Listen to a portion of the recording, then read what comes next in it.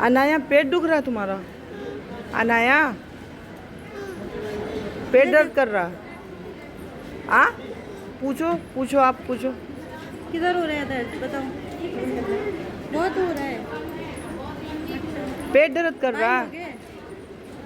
हाँ अनाया पेट में दर्द हो रहा है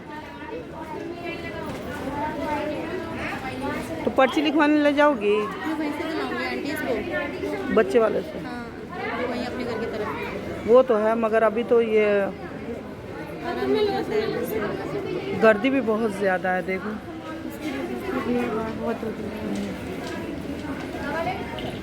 बोलो आप कहाँ आई हो? बच्चे को दवा लेने आई हो? बोलो। हम आए हैं बरेली डिस्ट्रिक्ट हॉस्पिटल अयाना की दवाई लेने। हाँ ये अयाना देखो। के पेट में है दर्द, हाँ ये देखो। हाँ देखो अनाया के पेट में दर्द है, ये देखो दवा लेने आई है।